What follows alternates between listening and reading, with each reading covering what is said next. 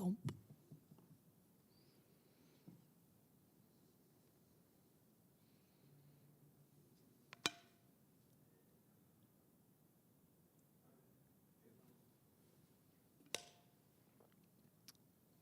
Hello, hello. Welcome back to Two Pastors and a Podcast. Do. Oh, I forgot to make my coffee. I'll be right back. Oh. Right now, I'm trying to find the best get to know your pastor question I can. That is what I'm doing right now. And the question today comes from Women's Health Magazine. Just kidding. No, it really is, though. Women's Health. They have a list of good questions to ask people if you're bored or if you're wanting to get to know somebody better. So shout out to Women's Health Magazine. They are not sponsoring this, but they can if they want to.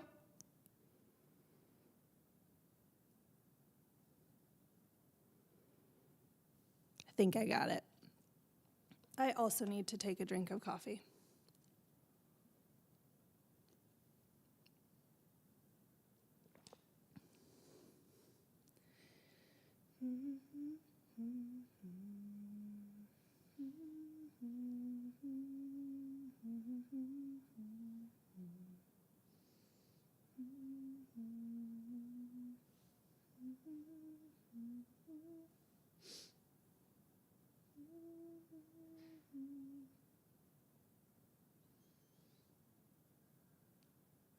Okay.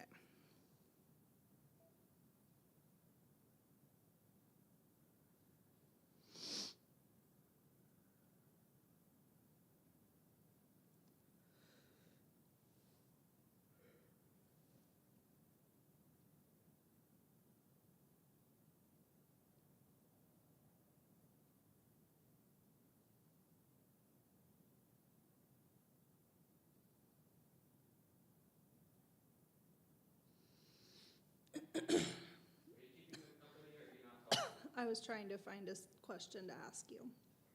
You got to communicate. I did. I told him that. I said that the question is coming from Women's Health Magazine.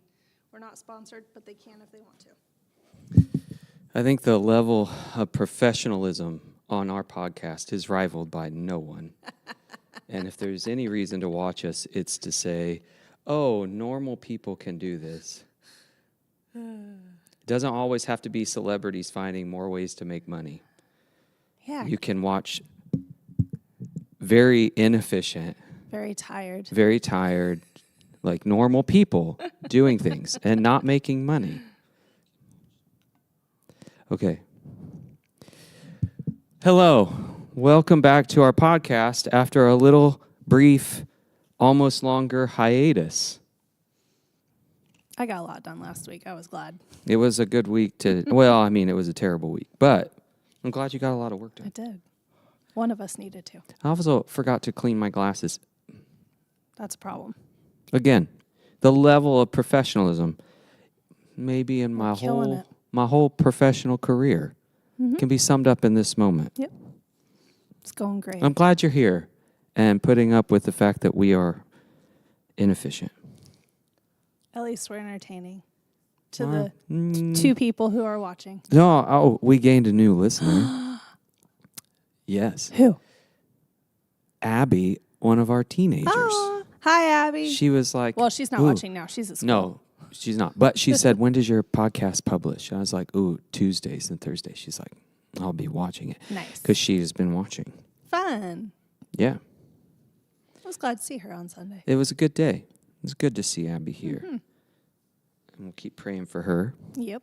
As always. So our three listeners. Hi, guys. Well, hold on. We've got Dawn and Missy and Amber and Dustin and Abby. Yes. And I think Carrie watches it out of... obligation. Yeah. Obligation might be the right thing. I think that might be the only reason she comes to church. I don't think that Keith listens. How does he expect us to get wealthy? That's what I'm saying. Listen, people don't understand. He did say, I'm going to listen on Spotify to get you guys more listens on there. That's and right. I said, that is right. That is exactly what the only do. way you and I make money on this podcast on Spotify, just so you know, is as if this is what people want to hear. That's right. Josh did it for money. Listen, my reputation stinks anyway, so I might as well make some money. No, I'm just kidding. I looked at the monetization tab in Spotify. You got to have 2,000 followers. Okay, we're Like at subscribers. Yeah. followers, Whatever. subscribers. What do you call it? I think we're at 5, and you got to have 2,000 listens a month for a total of 10,000 hours of listen time a month. That's a lot. Our last episode, we peaked at 1 viewer and 1.11 hours. So, I mean, listen, you got to pretty start good. somewhere. It's pretty good. You got to start somewhere. And we're not famous already because famous people get more money just because they're famous. Because they have more followers in general. Here I am talking about money. Speaking of money, Okay. this is the get to know you section. With You want to know how I spend my money? No, I want to know Okay, fair enough. what would be the first thing you'd do if you won the lottery. Quit my job. Yep. Don't act like that's Yep. every single person would say that. Bye. Yeah, see ya.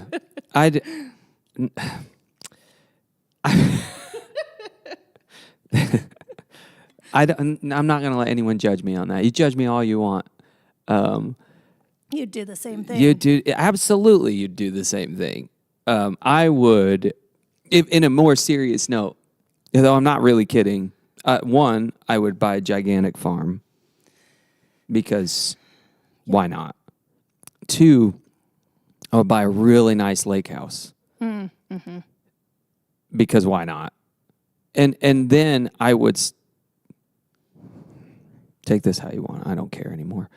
I'm still not out of my cynical. We'll talk about this in a It's gonna minute. be a good I don't day. care It's anymore. going to be a good day. I would start a house church right on the lake, Yeah. and baptisms would be in the lake, It'd be fun. It'd be like, and feel like a everyone retreat. just bring breakfast, and Yeah. we just talk about Jesus, kind of like we're doing right now. Except we don't have breakfast. And yeah, it's true. That's what I would do. Okay, there you have it. What would you do if you won the lottery? Oh, I guess I should say I would tithe. to myself. I would tithe to myself. I would tithe. start up a new ministry, and I tithe to my. Yep. Okay. That's inappropriate. That's too far. I know. Okay, you would Cut. tithe. You would tithe. Okay. I would tithe. I would pay off all my debt. Oh, I'd go bankrupt. I'd put it all in an offshore account and then go bankrupt. Nope. They've got enough money for me No. anyway. I'm going to pay off all my debt, and then I'm going to play with the rest of it. Like, go places and Oh, do exciting things. Oh. I know. Who wants to invest in your future? Not me. I want to go do stuff. oh. Take the kids someplace listen, fun. like, here's the thing.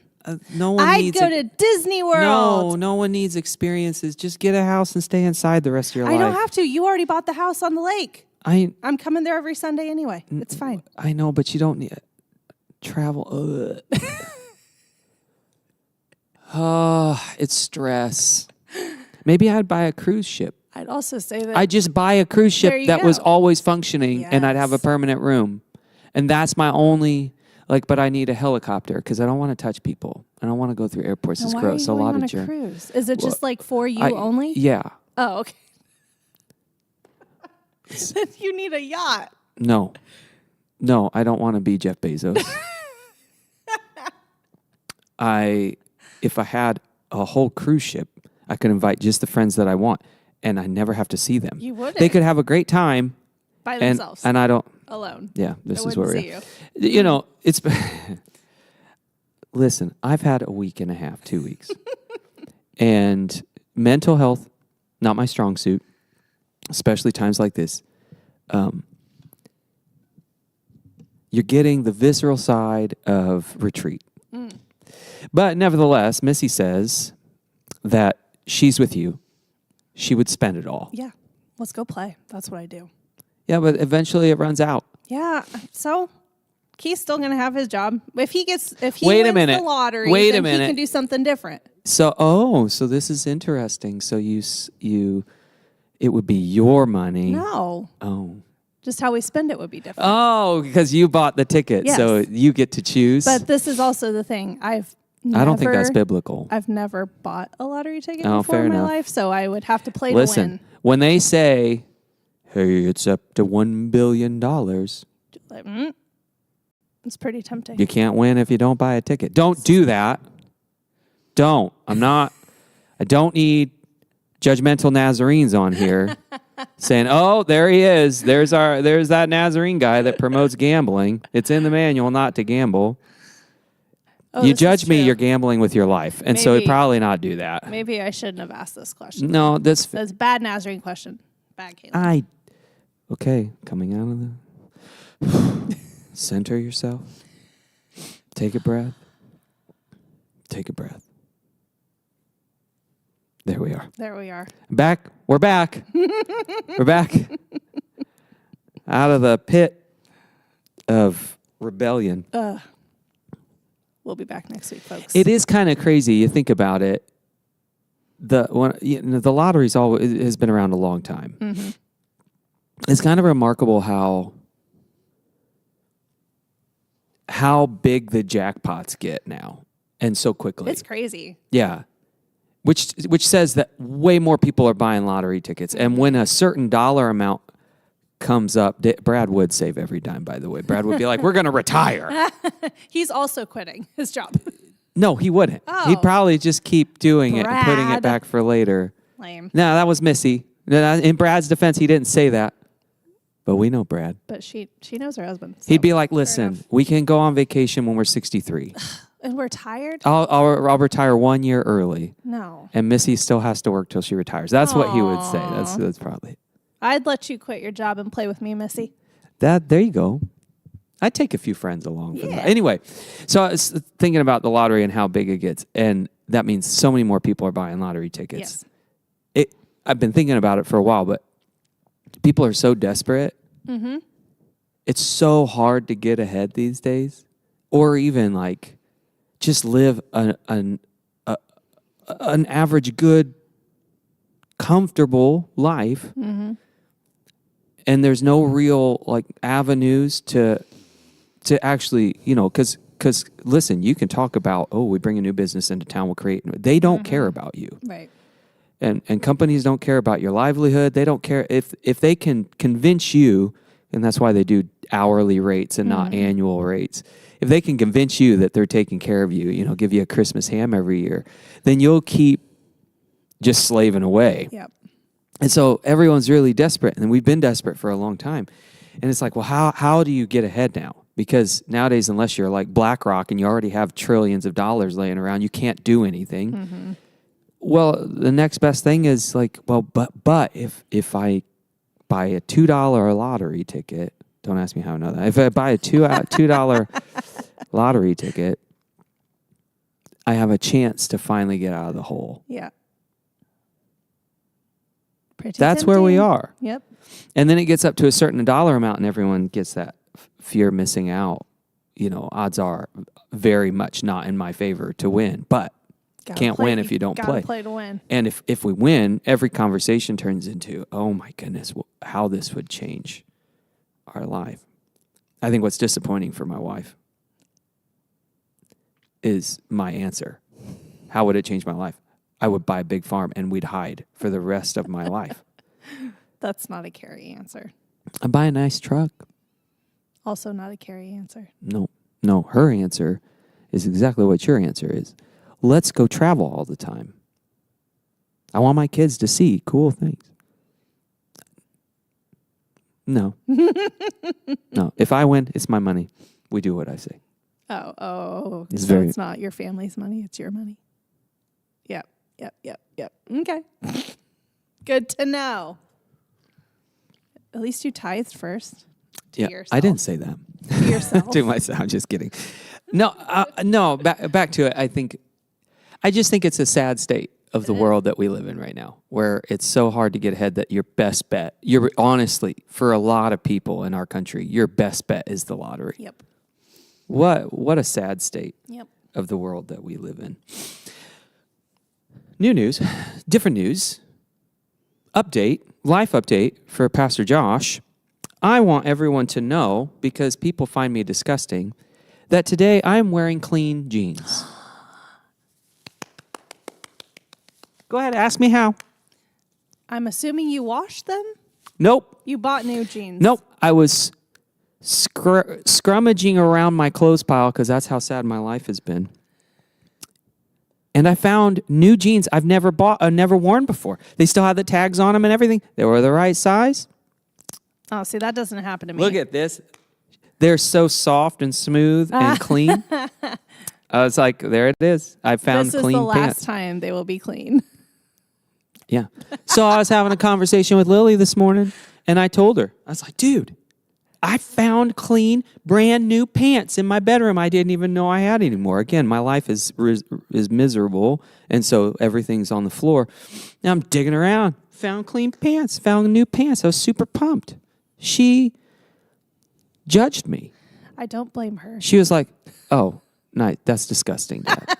And I was like, listen, here's why. If you wash your jeans, then blah, blah, blah. And I give her the whole spiel. And she's like, well, I mean, I don't wash my jeans very often anyway. And I was like, oh, so it's okay for you to judge me until you feel like, oh, wait, Dad, well, I don't, But, yeah, but you're a boy. But ugh. Boys are supposed to be dirty. No. Boys are supposed to be dirty. Oh. It's true. It's true. That's very lucky, because if I had found a new pair of jeans, tags on them and everything, I guarantee you they wouldn't fit. Listen, I'm lucky this morning. There's a thing that I don't understand. I want to know how scholars and college kids aren't just giant balloons, because that's how I feel. Well, they do say the freshman 15 for college kids. Like, you go to college and then I've been in school for 2 years. I should be done. No more 15. Stop adding. Yeah, I don't know how scholars do it, honestly. That's enough of that. That's depressing. Well, I took my dogs on a walk yesterday. That felt really nice. What, your teenager judge? Yeah, Dawn, that's right. My teenager did judge me. How dare she? She's on this planet because of me. And then she wants to judge me. You can say what my parents said. You little rat. I brought you in. I could take you out. Well, that's kind of illegal, but this is illegal. It's a threat, though. That might be illegal someday soon too. Probably. You never know. Don't threaten your kids. Don't do it. Just spank them. Oh no! I did it. It's one of those days. I did it. It's one of those days. I don't care. But she did. She judged me. But I don't care, because I'm wearing clean pants today, and I just need everyone. Marilyn brought it up, took a shot at me on a Wednesday night in her sarcastic way. Mm-hmm. Marilyn, I'm in clean clothes today. This shirt's even washed. Nice. No, this sweater has not been washed. Since? It's been a year. Oh my goodness. I mean, I only wear it in the wintertime. I can't. Let us know in the comments. Do you wash your clothes? Yes. Listen. Call it conservation. He's trying to be sustainable. I'm doing my best for planet Earth. And if I got to give up a little bit of hygiene, then I'll give up a little bit of hygiene. You seem like we're twisting your arm here. No. No, I don't care. I like to be comfortable. Clean clothes don't make me comfortable. Okay. So, clean pants. We've already talked about the lottery. It's been quite the morning so far. I thought I want to start. We're going to talk about Be the Light today. That's what we're really going to center on today. But I thought I would update. Last week and the past couple weeks, really, really mentally hard for me. Didn't really like being alive. So I had a big, like, deep, dark tunnel to come out of. And people can take that however you want. But just just couldn't podcast because I was super cynical. We talked about that. It was like, I'm not going to say anything good. It'll just all be bad. So sometimes you got to know your brain and where you're at. But maybe also I share these things today. I'm coming out of the cloud, but I'm still in the cloud, if that kind of makes sense. Like descending, in an airplane, you're coming through the clouds a little bit. So instead of Josh unhinged, it's Josh halfway hinged. Yeah. Yeah. When you hear me saying I don't care a lot, that's when you know Josh is mentally in a weird place. I do care about things. I just, there are some times where I don't have the emotional energy to give a rip. And that's a Southern way of saying it.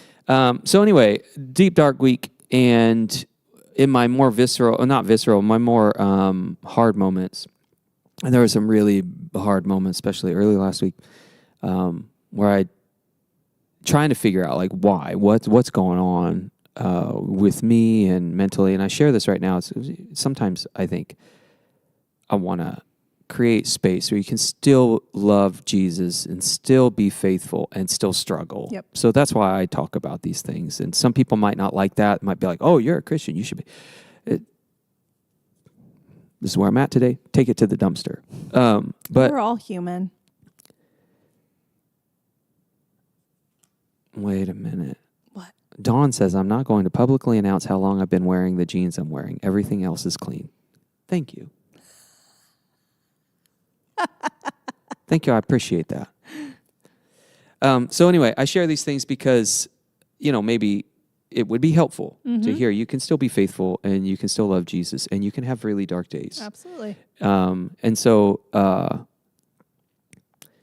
in my more visceral moments, or my harder moments, I was trying to make sense of why I was where I was. And a lot of people have been asking, like, are you okay? Like, why are you distant? Why are you short? And one, to be real honest, I felt very alone, deeply alone. Which is important to state. Yeah. Pastors often feel pretty lonely. Yeah, and it did stem from that. I had made some things, vocalized some things that I thought were right as far as justice and mercy goes. And I was reminded that the road is marked with suffering and the road is very narrow. And if you find it, it means most of the time when you're on the straight and narrow, you will feel very alone. I'm feeling very alone. And then I was trying to articulate it with Carrie, like what's going on. And she brought up, she goes, well, I feel like because being a pastor, you have to navigate. And sometimes wrongly, it's forced on you. You kind of have to navigate a middle ground. But for me and my personality, that's very suffocating. Yeah. I think for anybody to feel like, it's not that you're dishonest, to feel like you can't really always be honest. That's very lonely. And I realized, and I was reminded very sharply, that a lot of pastors, you're not allowed to be honest. That you have to just toe the line and not rock the boat. I was talking to Carrie, and she kind of brought that up, like, I think you feel like you have to pretend a lot. And I don't think that's wrong. Sometimes you got to just nod your head and, Yeah. And then it gave me some words to say, articulating it was, I think everyone loves me, but if they knew who I really was, they would hate me. And that was where I was, just like felt suffocated and very tight. And that led to just a pit. So Sunday sermon, just wanted to spend Lent talking about mercy and how it was mercy, whether that's through Jesus' teaching or actions or reactions. It was his life of mercy that he was willing to let people push him to the crucifixion, and willing to walk that road, knowing that because of mercy, people were going to push him that direction. And we spent some time in the Beatitudes on Sunday, a long time in the Beatitudes on Sunday. But I owed you a long sermon. It's been 2 This is weeks true. prior of short sermons. This I is owed you true. a very long one. So we went through it as quick as we I could. even had time to do communion. Yeah, I know. It was a long. It was a long. it was We a good did some. Sunday. We did some long work, but I was. There was a point in the preparation that I needed to hear, and I think sometimes as pastors, as we try to toe a line and hold everyone together, because we want to keep everyone together for the sake of discipleship. Like, okay, we're not all going to be in the same place, and we're not all as faithful as we think we are, and so holding everyone together and gently pushing everyone in the right direction is the hard work of ministry. And so I'm trying to, I got to keep that in the forefront. But there was this point in the sermon where it was, I'm hungry and I'm thirsty for justice and righteousness, and the world is broken. And it even goes to this lottery thing. I look at that. There's a lot of injustice that causes that kind of thing, and the wealthy kind of lead that big charge. And so that's very passionate for me. I'm also a pacifist, and I believe the way of the cross is nonviolence. I just do, and it's took me a long time to get there. And so when I look at warmongers and innocents being slain, that I don't care what the national gain might be. There's only one place that I come out there. And so I want to hold everyone together, but I hunger and thirst for righteousness. And that hunger and that thirst is very strong. But then also recognizing that, when you follow Jesus and you do take those bold stance of justice and righteousness and rightness and shalom and peacemaking and all those things, that people aren't going to go with you. People are going to hate you, and people are going to talk bad about you, and people are going to curse you. But I really desperately needed to hear,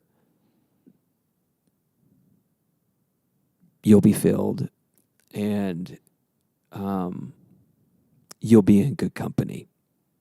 This is what all the prophets and everyone went through before you. Like, when you get to heaven someday, you'll be in good company. And that was kind of like when I finally started to feel like lifted out of the clouds just a little bit of following Jesus is a lonely road, especially when you see what's wrong in the world in regards to people and how people are treated. And don't give up. Jesus' promise is you're not cursed, as most people want to curse you, but you are blessed, and one day you'll be in good company. So I just want to give that update, because I think a lot of us go through seasons where we feel very alone, very empty, and wonder if life makes any sort of a difference at all. And as a pastor, especially me, a small church pastor in a peculiar kind of town, you don't feel like you make a difference at all. And you're like, oh, okay, what am I even doing? And I think we all kind of get there sometimes, even in the darkest of dark spots. And, if your pastor's going through it, or if a pastor can go through it, you're going through it.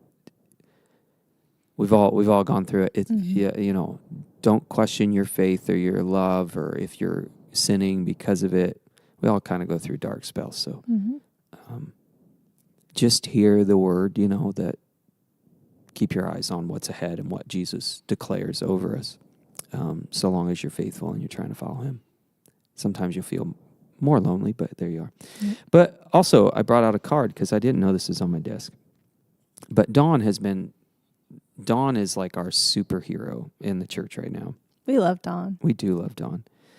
But I find this card on my desk this morning, and it just says, "May the Lord give you peace at all times and in all ways." And then it just says, "I'm thinking of you today," and it gives her name. And I also want to say, like, when you know that people in your community are struggling, and I'm not saying look at your pastor, I'm saying anybody.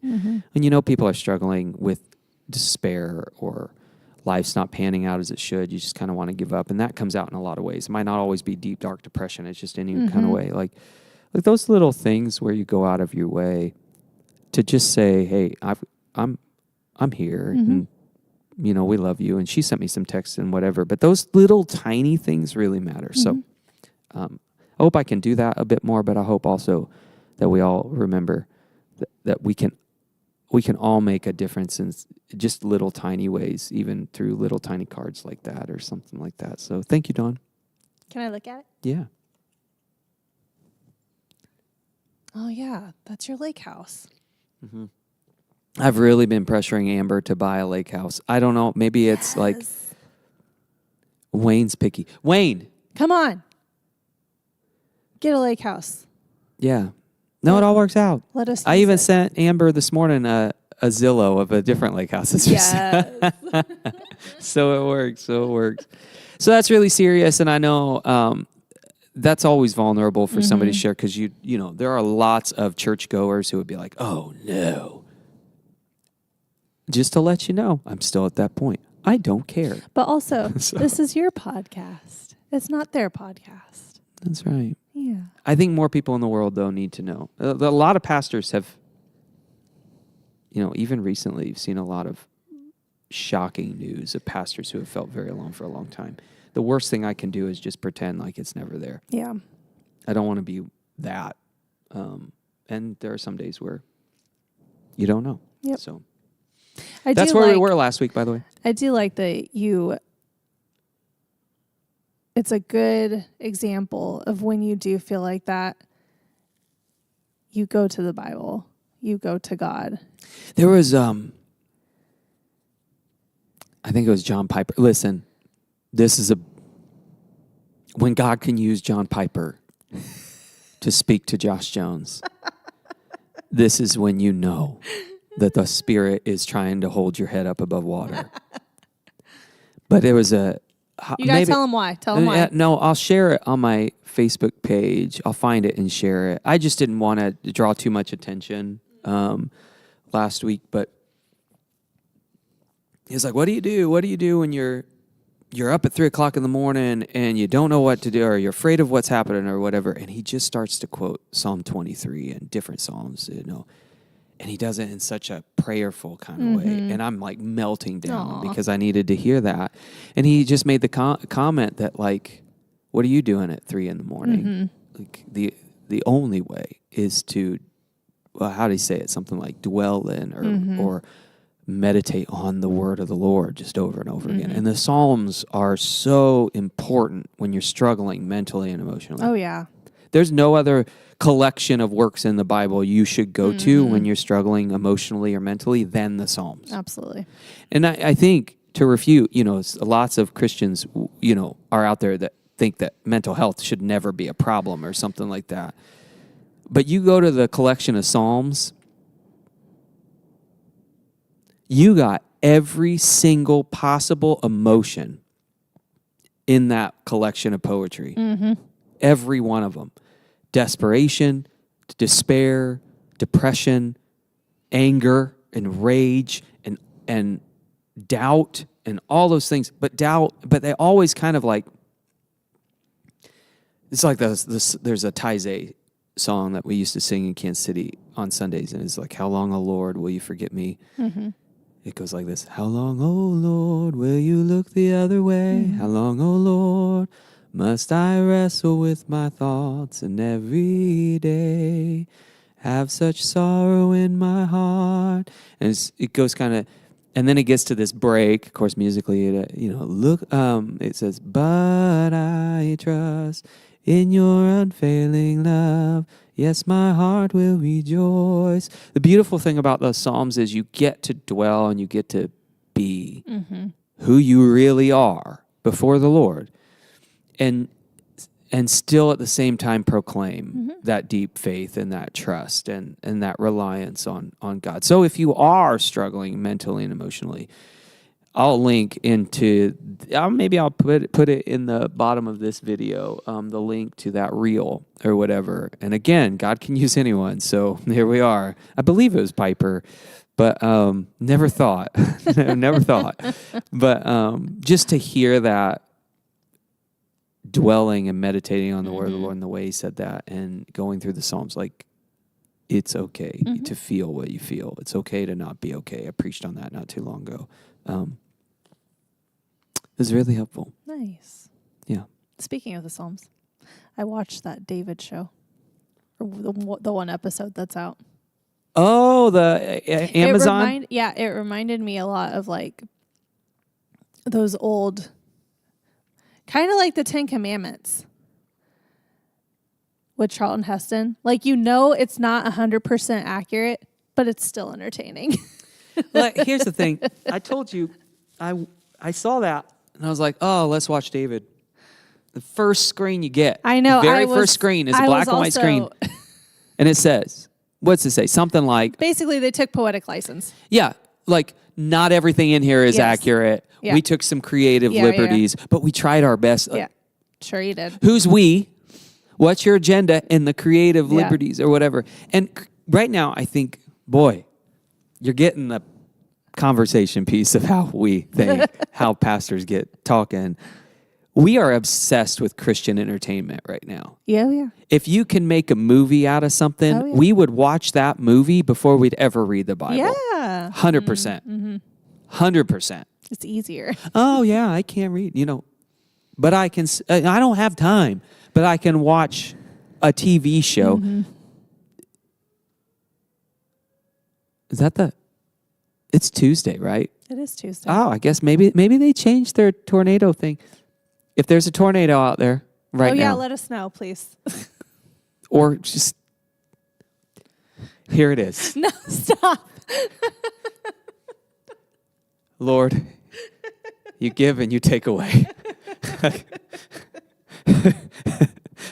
Sorry, that's an inside joke. Anyway, we will watch these shows, even down to like, and I'm not saying it's a bad show. I've never watched it. I don't get into Christian entertainment. But even like the Called or Chosen. The Chosen. We watch, and we don't think like they have to do extra biblical work to make it entertaining. Mm-hmm. The gospel's not entertaining. Right. It's anything but entertaining. Right. It should be something you watch and you're like, ooh, I hate that. Because that's how people react. Like, yeah. So anyway, so I see that and like Christians will be like, oh, not a big deal. And they won't even pay attention to that screen. I'm like, that's not it. If you want to watch that for fun, fine. Mm. Okay. Here's my recommendation. If you're going to watch, let's say The Passion of the Christ, or if you're going to watch David, or if you're going to watch whatever the hokey, Prince of Egypt. Yeah, whatever hokey Christian entertainment you want to watch. If you're going to do that, it's fine. But your homework that you have to do is to go read the story over and over again so that you know what they're telling that's not the truth. Yeah. So you have something to compare it to. Mm-hmm. So that's your homework. If you're going to watch David, go read the whole story of David in the Bible. Yeah. Before you do that. Also, it makes me think of like, because I grew up in the 90s, VeggieTales. That's how I look at Christian entertainment. Like, it's all VeggieTales to me. Well, at least VeggieTales was somewhat faithful. And they weren't out to make a buck until they made the Noah movie and then they went bankrupt. This is true. But that should teach you a lesson. Stay faithful. Don't add to the task. Don't add a, what was he, a caterpillar? Whatever. Anyways. I'm still waiting for the tornado noise. I know. Why is it going so long? It's testing. Anyway, so yeah, did your homework. If you watch the David thing, it can be entertaining. I don't care. I'm never going to watch it. I'd rather read the Bible. But if you are, please read your Bible. Yeah. Please read your Bible. I love VeggieTales too. I do love VeggieTales. Oh, where is my hairbrush? Oh, that's so classic. Barbara Manatee. Mm-hmm. Just simple. Okay. There we are. Wow, we've talked about the despair and the lottery. We have talked about lake houses and tithing. We've talked about entertainment and Christian entertainment. It's nice squirrel moments. This is how pastors talk, though. Mm-hmm. There's a lot going on in the world. You talk and you think about it all. We're going to solve it all in one podcast. Yes. How long have we been going now? This could be a 3-hour podcast Absolutely today. not. Joe Rogan, take note. No. Take note. No, there's probably some kind of work to do. I'm not going to do any work today, but there might be some work to do. I have things to do. Yeah, not me. Oh, you also notice, I for our youth group, it was so good to have youth group again on Sunday. We haven't had youth group in a while, but that's our prayer wall. Cindy gave it to us. I'm trying to teach them to do their own prayers. Oh, So you can take your strip of paper and write your prayer on it, roll it up, and stick it in the prayer wall. cool. Eventually, we're going to move to some music overhead and prayer journals, which is what we did in Lake City, and that was really good. But I love prayer journals. I'm not good at them, but I love prayer journals.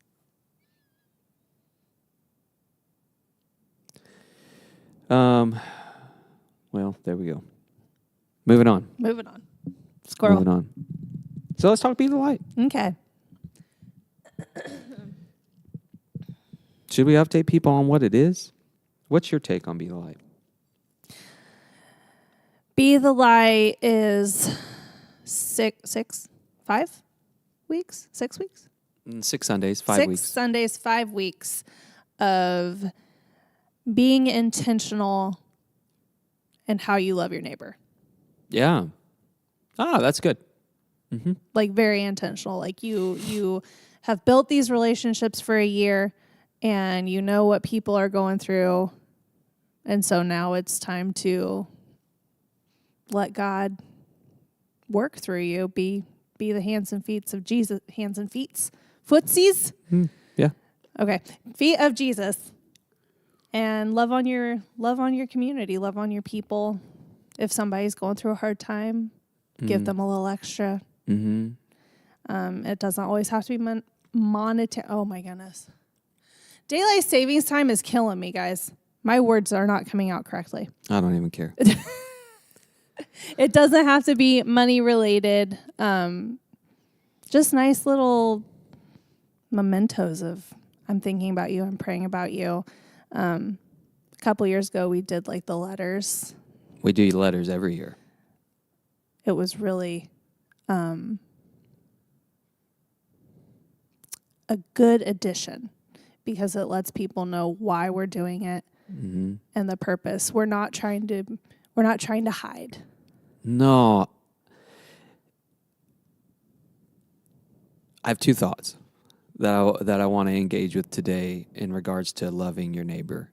One's going to be the atheist, so help me remember that. I need a notebook. Yeah. One of the things that drives me bonkers is our obsession with secrecy. And I get it. We misread scripture. We do a lot of jump rope there. Thinking that it's humble or something. Yeah, it's false humility, Yeah. though. That everything needs to be done in secret. And so the problem with that is when every Christian says everything has to be done in secret, well, who's telling anyone why? Right.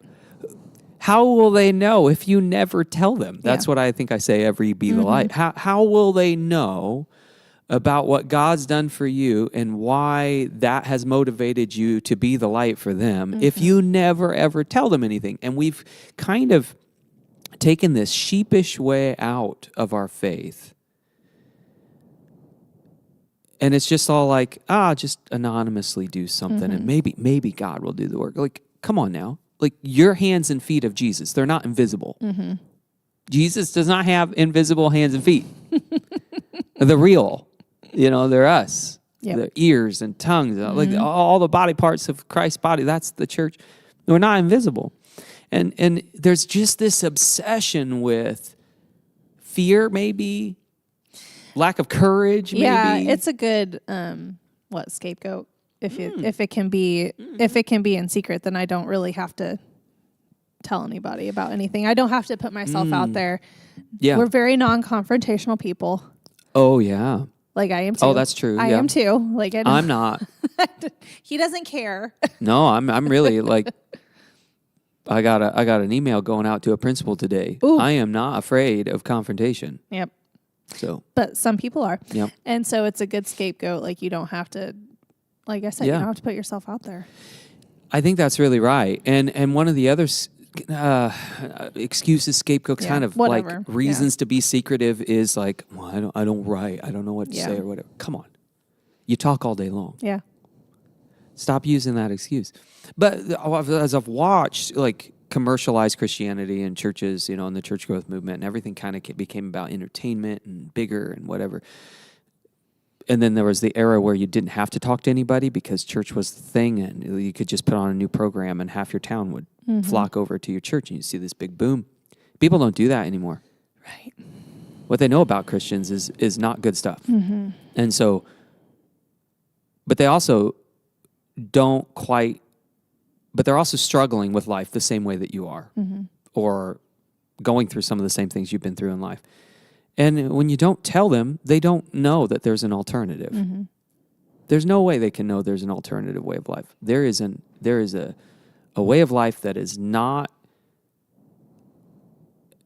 hell-bent on economy or on partisan political divide or on power or greed. Like there is a legitimate alternative way of life that is not meant to at all mesh with the world as it is.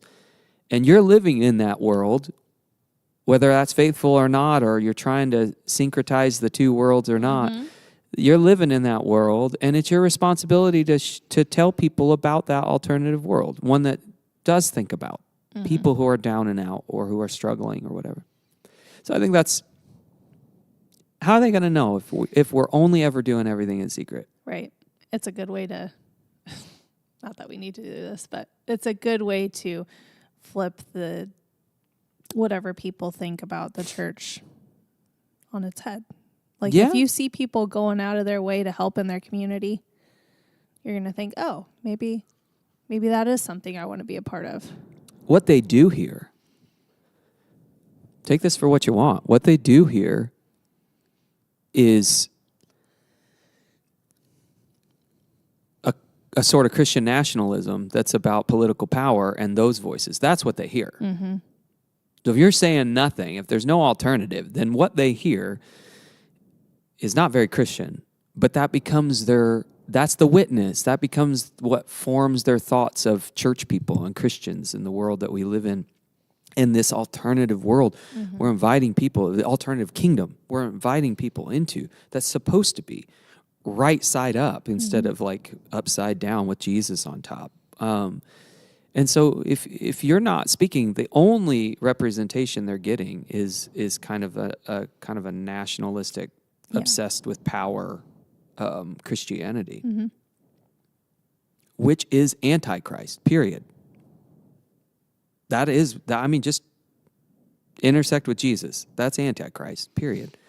That's the witness they get. So Be the Light is an opportunity for people that I know who struggle with church people or struggle with faith, or maybe aren't even thinking about it, but people that I engage with day to day, where I get to present the goodness of God through my own testimony, my own relationship with them, that might change the narrative for them in their minds too. Because how are they going to know if the only voices they hear are not real ones? Yeah. So the letters are always important. I say every time it's intentional. So our phrase is not random acts of kindness. So, it's not the go to Starbucks and just buy a cup of coffee for someone behind you. It's not this like, ooh, I just randomly want to be nice today. There could be random elements where you're paying attention and you're trying to keep your eyes and ears open for moments of compassion where you see someone you don't know and you're like, oh, God's leading me. I can be the light to them. Yeah. So it's not saying that it can't be a random element, but it's pushing back on this idea that everything has to be random and secretive. So it's about the people you know. And I think that's what I love about Be the Light so much. I'm trying to encourage us as church people to pay attention to the people that we rub shoulders with every day. There are people in this community that have never come to my church that I deeply care about. Ariane, Tori, others that I've invested a lot of time into, not because I'm a pastor, but just because they're people that I've come to love and care about. those are the people that I want to be the light to, because I know who they are, and I've listened to them, and I, had conversations with them. That I'll let God use in special ways to say, to be able to fill in the gap of what do you do for somebody at Be the Light? Well, I can't prescribe that to you. You're supposed to be paying attention. And the letter becomes the opportunity for you to tell someone that knows you already, but maybe not to the fullest. Here's what God's done for me. Here's how you've been the light to me. And I just really want to be the light to you. Yeah. So it could be a very powerful time. And so we write letters. And we need to. They need to hear real Christian stories. Yep. The other thing that I was thinking about, I watched another reel a while ago. This really kind of hit me hard. So it was a video by I believe, I'm 99% sure, I just haven't watched it in a while, by an atheist. And he was like, okay, if you really believe that there are eternal consequences for the life you live, if you really believe that there is a heaven and a hell, if you believe that there is an eternity where there's no more pain, no more tears, no more hurt, no more violence, no more whatever, that you're in the gracious, loving, kind, and good presence of God for all of eternity. And if you really believe that there is also an antithesis of that there is an eternity of torment or pain or regret or whatever hell needs, if you really believe there's an eternity, even if you want to go as far as say a lake of fire that's going to torment forever, if you really believe there are those two polar opposite extremes, you have to really hate someone to not want to tell them about it.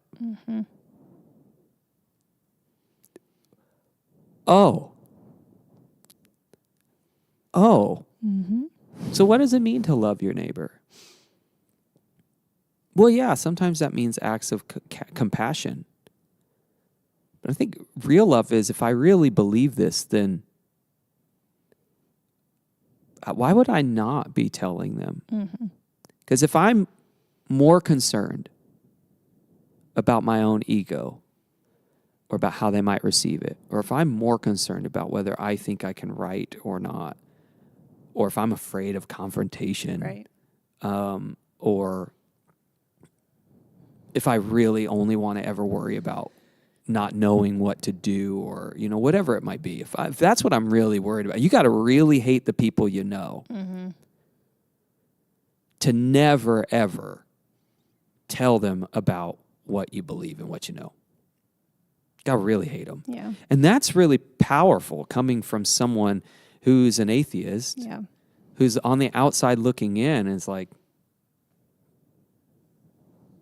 I guess I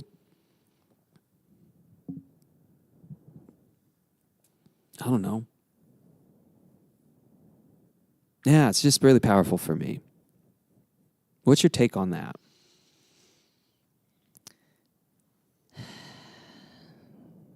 I think that especially today, in the culture that we're living in, there is a lot of power in our testimonies because God uses it to bring people out of the darkness that is what we're living in. Sin. And- Chains. Yeah. And I think that this is a great opportunity for people to decide right now, I'm not going to be afraid this year. I was afraid last year. Maybe I was afraid the year before. This year, I'm going to take it seriously. I know people who don't know Jesus. I'm friends with people who don't know Jesus. I'm going to take it seriously. I'm going to, and I want to be completely honest, sometimes the letter is the most important. It's always the most important. It doesn't have to be like a gift. It's the letter is the thing. If all you do is send the letter, 100%. that's all that matters. Yes, that's right. If you want to add something to it, great. But Yep. it's all about the letter. The base is the letter. Yeah. So that's yeah. and You- it's not hard. It's not 100%. hard to write a few things about what God's done for you or No, it's not. whatever. It's not. It's not hard. It's not hard. Stop making excuses for just not wanting to try. Yeah.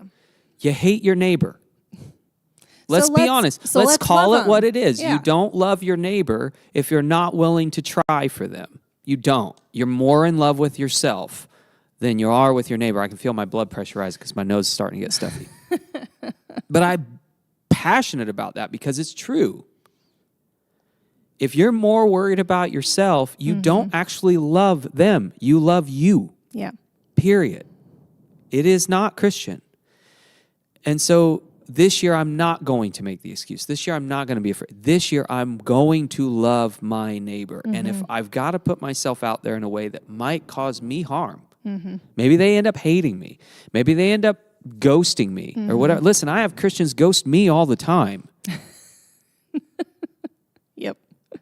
If someone ghosts me because I'm trying to love them by just telling them my story Right. or telling them I love them, listen, I'd rather have that. Yeah.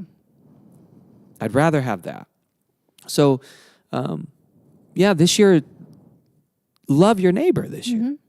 I mean, if you really believe this to be true, then you should love them so much that you want to write this letter, that you want them to know how they've been the light to you or how you want to be the light to them because of what God has done in my life. And we talked about it on Wednesday. I'm glad you brought up this idea of your testimony being powerful. That is a lost art. Yeah. Well, people think that they have to be drawn out of some horrible whatever, addiction or whatever it is. But newsflash, we've all been drawn out of something horrible called sin. Listen, look, the gospel was not about testimonies only ever being out of the pit of everything, right? Like, that's ego. It sounds weird It does. But to you're say right. it's ego, but Yeah. it is pride. Yeah. Oh, I don't have a story. That's ego. Yeah. That's pride. You right? Like, you're envying someone else's salvation story. Can you imagine? Sometimes I think that God looks down at us and he just rolls his eyes. Could you imagine God doing this great, awesome thing for us and we're like, it's not good enough to tell anybody. Well, okay, so let's talk about what salvation really is then. Okay. Because it's not, I want to weigh my words here. I don't want to be careless. You are saved from sin. That is a singular noun in the New Testament. Amartia is a singular noun. Paul only ever uses it singular. You are saved from sin. Well, what is sin? Go to the Garden of Eden, Genesis chapter 3. All the sins, all the immoral things of the world, and Paul affirms this in Romans chapter 1, are the consequences and the symptoms of the real sickness. So if you're saved from alcoholism, that's not salvation. Yeah. I'm weighing my words. I want to be very careful here. That's not salvation. That's the consequences of salvation. Salvation is you're saved from sin, which is me, myself, and I. I'm my own God. I get to choose what's helpful, harmful, good, and evil. I want to be just like God. I want to have that wisdom. I'm not going to put my trust in the creator of the universe. This is all me. This is what sin is. This is what separates us from God. And in salvation is the moment where you give your life back to the way, the truth, and the life.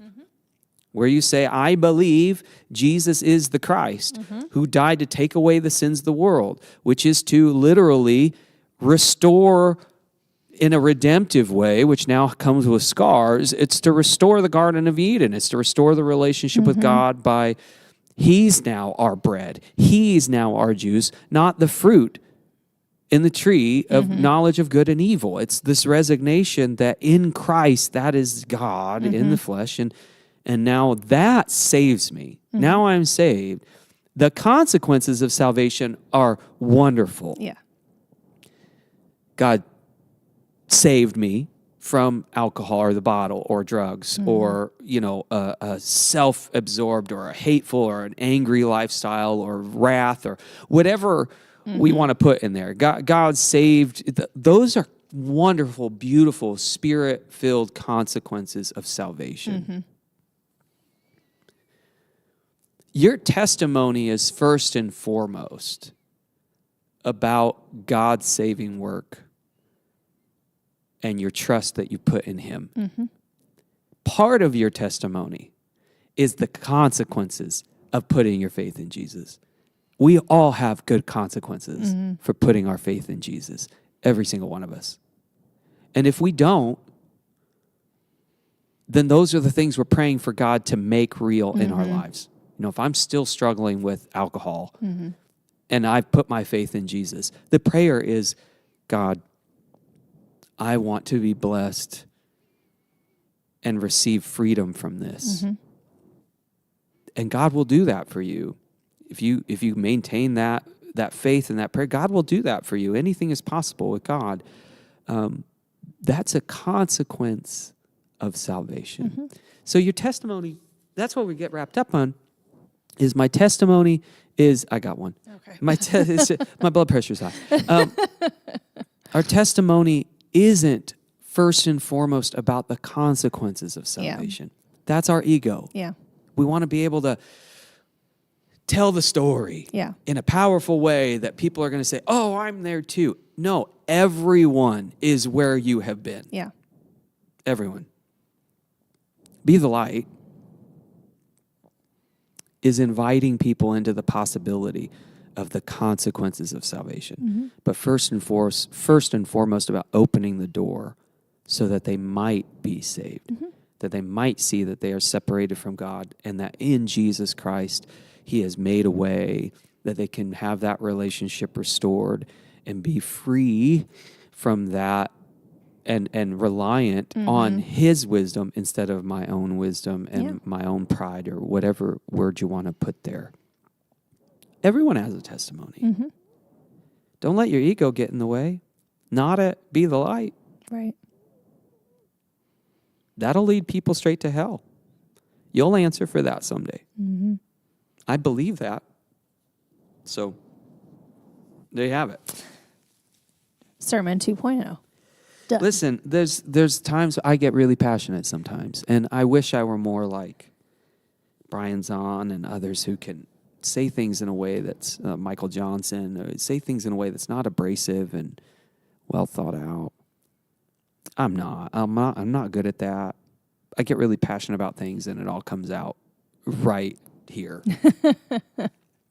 Well, I think it's good because a lot of people, they have this confused idea of what sin actually is. And we've talked about this a lot in the last year. Yeah, my whiteboard says it all. Yeah. It's important that we realize that, actually, this is kind of funny. I was talking to Emma a couple Sundays ago. Okay. And I didn't really get into it because it was a short sermon. But we were talking about Jesus being tempted. Yeah. And I was trying to get them to see what He was actually trying to do. I don't think it came out very well. So I'm just going to say it now. So she was asking about the devil. Like, where did he come from? Like, why is he doing this? Blah, blah, blah. Sure. And so I'm like, well, the whole point is that he was trying to get Jesus to say that He knows best, not God, because that is sin. He was trying to get Jesus to sin. We think that it's really the devil that's like causing us to do all these things. No. And it's not. No. We are perfectly capable of screwing everything up all by ourselves. Okay. Yeah, go ahead. So I was trying to get her to understand that. You probably should talk to her about that because I don't think I got it all across as well as I wanted to. But when we realize that it is our responsibility to say, no, I'm wrong. God, you're right. Take this. I give it to you. My life is dependent on you. My life is dependent on you. Everything that I am is dependent on you. It really shifts how you look at the world. Listen, you're preaching here. Christians do a lot of blaming like Eve did in the garden. Yeah. The devil doesn't make you do anything. And the devil also, just exposes what's already there. Like, we already know that God is already over the devil. Like, Yeah, there's no power in that. Oh, yeah. There's no power in that. Now, there is spiritual warfare. There's Yes. spiritual battle. Don't get me wrong. Yes. He is already defeated. But in the garden with Eve and with our kids today and with myself today, when we feel tempted, it's not the devil sitting on our shoulder. We want to blame someone. When the whole time, salvation is about blaming ourselves. Yeah. It was me. I wanted to eat the fruit. I really believe that's what God was wanting Adam and Eve to say when he walked into the garden in that gracious way that day. It's like,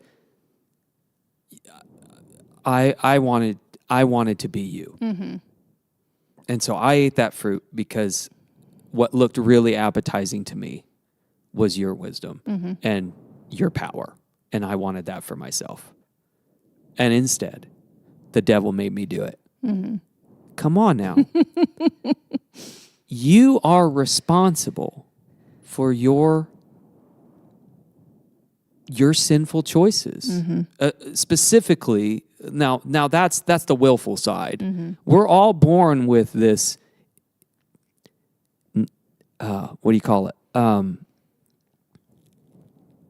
Original sin. And that is that. Yeah. It is this constant, born right out the womb with, I'm my own God. Yep. Me. Look at any toddler. Yeah, that's right. Like, we're all, but the moment of salvation is when I relent that. Yeah. And then being filled with the Holy Spirit is when I'm free from that completely and restored. And so we do a lot of blaming, but it's all right here. But that's what God saves us from. And I think being able to share with people, if there are consequences to sin,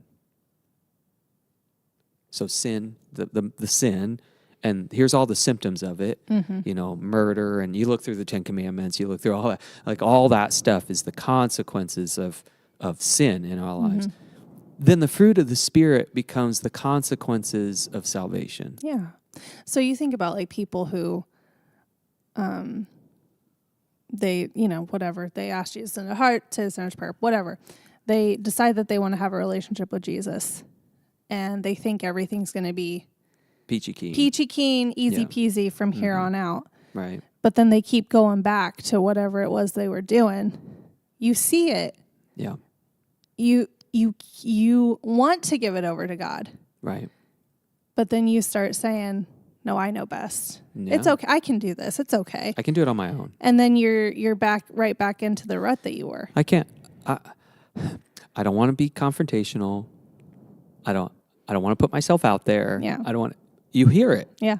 In all those ways. Be the light is a great time to correct that. It's to recognize exactly what God has saved you from, and that is original sin. And it's also to be able to learn to talk about the consequences of salvation. That's part of your testimony.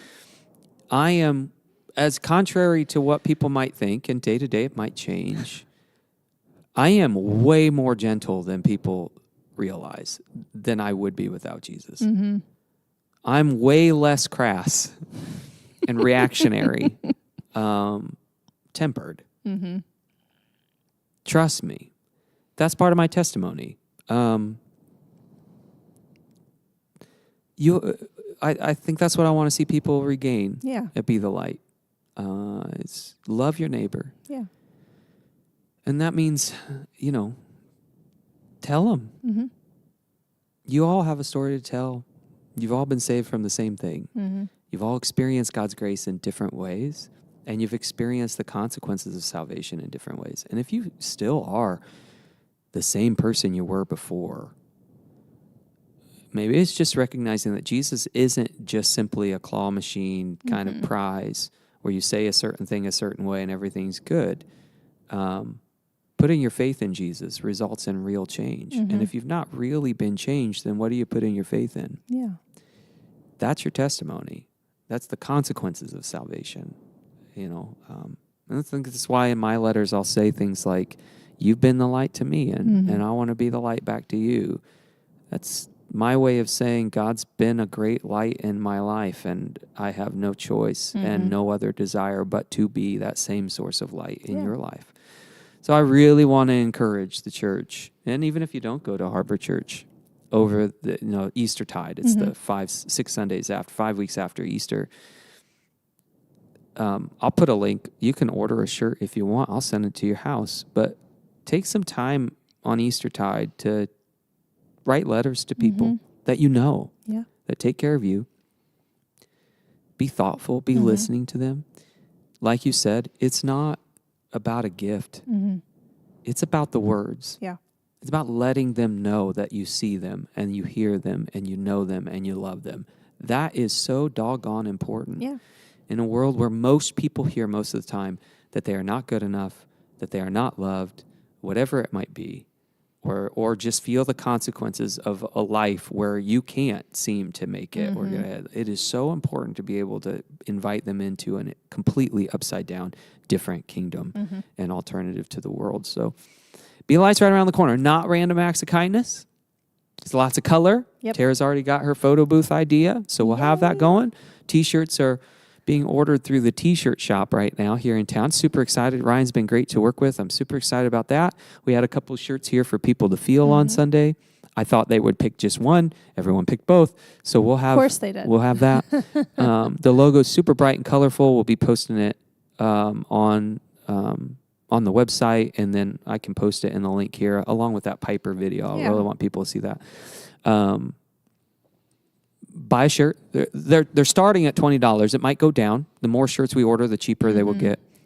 So could be down to somewhere around $18. The shirts are also a great conversation starter too. I'm wearing an old one. Yeah. It's an old one. Because people will ask, what's that mean? And you can, right there. You can be the light right there. Yeah. Oh, man. If our church were ever to grow beyond the tiny church that we are, it must be because of the people of God being light in the midst of a dark world, in our workplace, in our grocery stores, when we're getting our hair cut, those kinds of things. We have a little card that we call My Person. Be the light. If you're going to start somewhere this year, you should. Every person that comes to church here should have a name on a card, period. If you don't, you're doing Harbor wrong. Oh, that's right. If you don't, you're doing Harbor wrong. We're going to make you feel guilty today. That's right. You should be praying Yes. for someone that doesn't know Jesus. Yep. 100%. We've lost that in the church. We're trying to reclaim it. That person, That's where you start. that's where you start. Absolutely. If that's your person, that's your first person. The cool thing is we're going to be doing Wednesday nights at Refuel. Dawn, who just said that she ordered a shirt years ago before she even stepped foot into Harbor. Dawn. I know. See, this is why we love you so much. I know. But Dawn is going to be teaching us, or helping us, not teaching us, but helping us on Wednesday nights at Refuel to figure out and set goals for who and what we're going to do. Yeah. Or maybe even work on how to say what we want to say together. So she's going to be journeying with us on Wednesday nights at Refuel. That's at 6:00, and anyone's welcome. I'd love to see more people come. Yeah. Maybe you don't go to Harbor, but you want to be a part of Be the Light. Or maybe you're kind of curious about a church that wants to be more authentic in its ministry to the community.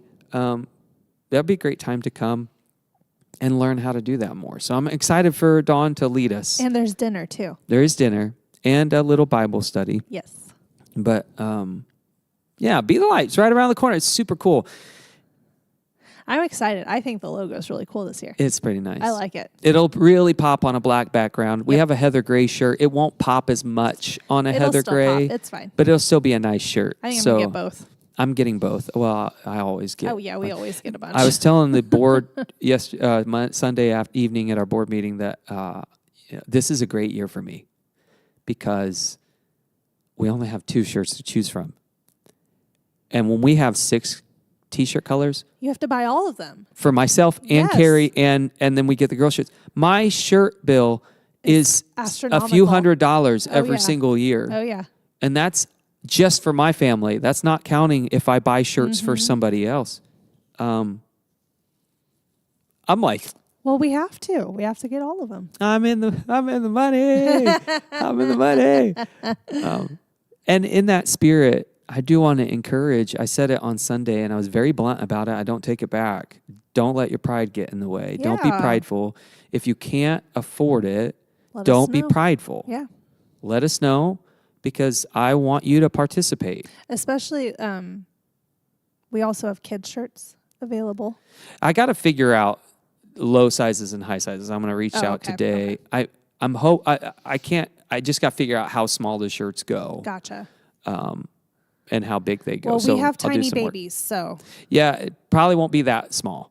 I know it won't be that small. I can get a couple. It'll be more onesies like for maybe we could for do a little like Lexi Bell. maybe we can do like a maybe we can get someone with like a Cricut or something to do a little We should vinyl just for like invest a in a Cricut onesie. at this point. Someone want to donate a Cricut? Also an HVAC system. Yes. Also a gym. And a children's wing. Mm-hmm. And what's that? What's the little a Gaga ball pit? Picnic pavilion. And a playground. Mm-hmm. We have big dreams around here. Mm-hmm. If you want to donate to those things, please. Man. Put in okay, a link. we need to be done. It's been a long conversation. But I'm just saying, if you win the lottery, please donate so I can build a gym. That's all we need, really. It's just a gym. I just want a gym so bad. So if you win the lottery, that's what you're going to do with it. You're going to send Absolutely. just a little bit, Just a little bit. just a little bit to Harbor. Tell them how much the gym costs. 1.5 million. Yeah, just a little bit. It's so crazy how expensive things are, but I'm Nuts. just saying, just a little bit, Just a little bit. just a little bit. Be the light, guys. Be the light. Hey, we're looking forward to it. Hey, thanks for dealing with a lot of. Squirrel. No, this is how pastors talk, and I love it. It just kind of meanders, and it's all about Jesus, and that's what I hope you learn. You can talk about a lot of things in life and talk about Jesus Absolutely. at the same time. So maybe you get to do that this week and be the light. Absolutely. All right. You Love can you start guys. now. Bye. See ya.